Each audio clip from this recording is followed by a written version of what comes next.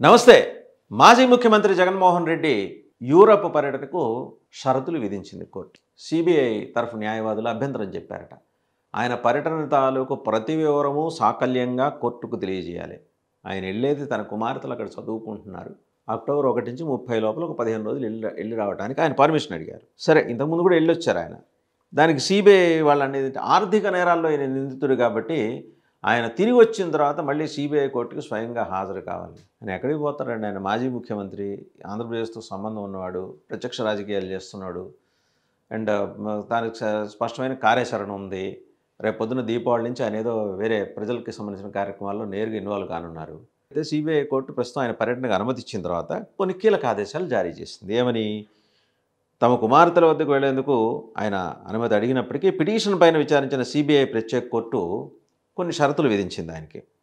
ఏంటంటే, మీరు వచ్చిన తర్వాత యూరప్ పర్యటనకు నుంచి వచ్చిన తర్వాత స్వయంగా కోర్టుకు హాజరు కావాలని. జగన్ ఎప్పుడు కోర్టు షరతులను ఉల్లంఘించలేదని ఆయన తరఫు న్యాయవాది చెప్పినప్పటికీ సిబిఐ తరఫున వాదించిన పబ్లిక్ ప్రాసిక్యూటర్ దీంతో విభేదించారట. విభేదించి ఆయన ఆర్థిక నేరాల కేసుల్లో నిందితుడు కదా, విదేశీ పర్యటనలకు ఆయన అనుమతించకూడదు అని. ఇంతకుముందు వెళ్ళినప్పుడు కూడా ఆయన నిందితుడేగా, ఇంతకుముందు అనుమతించారుగా. ఇవాళ ప్రత్యేకంగా అనుమతించకూడదు అనేది అంటే ఏదో వాదించాలి కాబట్టి వాదించడం. సరే, పైగా గతంలో విదేశీ పర్యటనలు అనుమతించినప్పుడు 1-2 సందర్భాల్లో మినహా ఆయన కోర్టు ముందు హాజరు కాలేదు. జగన్మోహన్ రెడ్డి గారికి ప్రత్యేకంగా ఈ ఫెసిలిటీ ఎందుకు? చాలామంది విదేశీ పర్యటనలు వెళ్ళొస్తున్నారు వివిధ కేసుల్లో నిందితులు. వాళ్ళు ఏమైనా వచ్చి కోర్టు ముందు హాజరవుతున్నారా? మరి దీనికి ఉన్న లాజిక్ ఏంటనేది సిబిఐ చెప్పాలి. జగన్ విదేశీ పర్యటనకు వెళ్ళి తిరిగి వచ్చిన సమయంలో ఎప్పుడు వచ్చారో కూడా తెలియలేదట. ఆయన ప్రజానాయకుడు, మాజీ ముఖ్యమంత్రి. ఆయన తిరిగి వచ్చిన తర్వాత ఫలానా ఇప్పుడు బెంగళూరులోనో నేరుగా లేకపోతే విజయవాడలోనో ఆయన కనిపిస్తారు. తెలియలేదట. అంటే ప్రపంచం మొత్తానికి తెలిసిన సిబిఐకి తెలియలే. సరే, ఈ షరతులన్నీ ఇస్తూ ఆయనకి అనుమతిస్తుంది. ఆయన తన పర్యటన పూర్తి వివరాలని కోర్టుకి సిబిఐకి ఇవ్వాలని ఆదేశించింది. అంటే మినిట్ టు మినిట్ ప్రోగ్రామ్ అన్నమాట, ఎవరిని కలుస్తున్నారు ఏంది అని. అలాగే యూరప్ నుంచి తిరిగి వచ్చిన తర్వాత నవంబర్ 14వ తేదీలోపు వ్యక్తిగతంగా కోర్టుకు హాజరయ్యి స్వదేశానికి ఎప్పుడు తిరిగి వచ్చారో స్పష్టం చేస్తూ కోర్టుకు మెమో సమర్పించాలట. ఏమన్నా అర్థం ఉందండి? ఆయన తిరిగి వచ్చిన తర్వాత తిరిగి వచ్చిన మనిషి అక్కడ కనిపిస్తూ ఉంటాడు.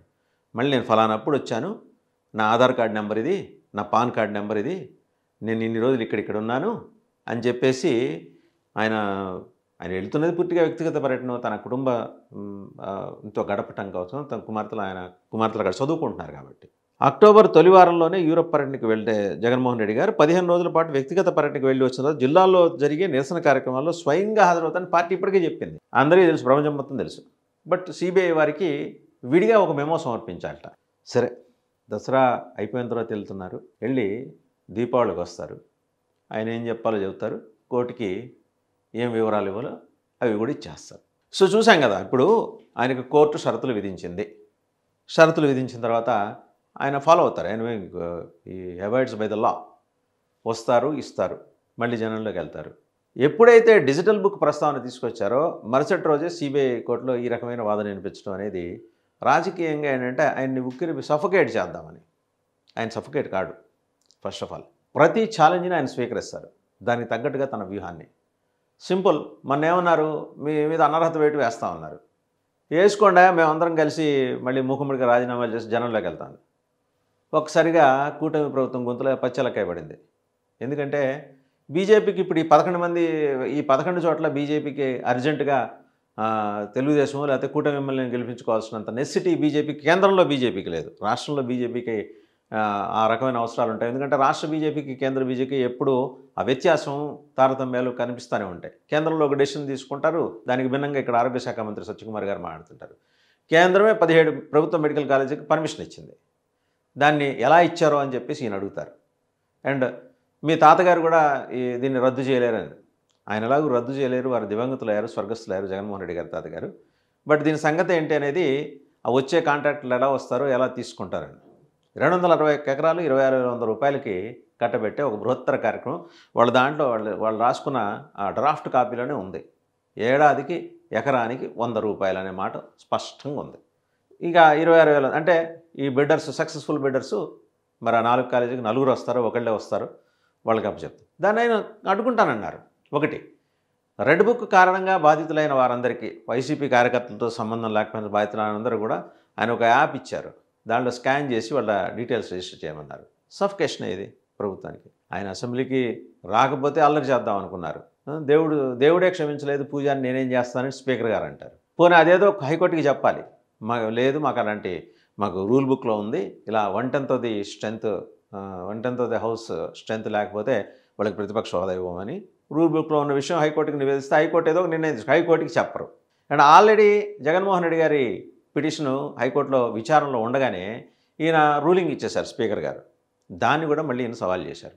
నా పిటిషన్ విచారణలో ఉంది ఆల్రెడీ ప్రతిపక్ష హోదాకి సంబంధించి, ఈ లోపలే రూలింగ్ ఎలా ఇచ్చేస్తారని. దాని మీద మళ్ళీ 3 వారాలు లోపల సమాధానం ఇవ్వాలని చెప్పేసి రాష్ట్ర ప్రభుత్వ రాష్ట్ర శాసనసభ వ్యవహారాల మంత్రి పయ్యావుల కేశవ్ గారికి, అలాగే మరి శాసనసభ సెక్రటరీ ఉంటారు వారికి, అండ్ స్పీకరు గౌరవ అయ్యన్నపాత్రుడు గారికి కూడా నోటీసులు పంపించింది హైకోర్టు. పెద్ద అదేదో వాళ్ళు ఎంబడే 3 వారాల్లో ఇచ్చేస్తారని చెప్తే ఎవరు అనుకోరు. దీన్ని సాగదీస్తారు, ఒక 3 ఏళ్ళు 4 ఏళ్ళు సాగదీస్తారు.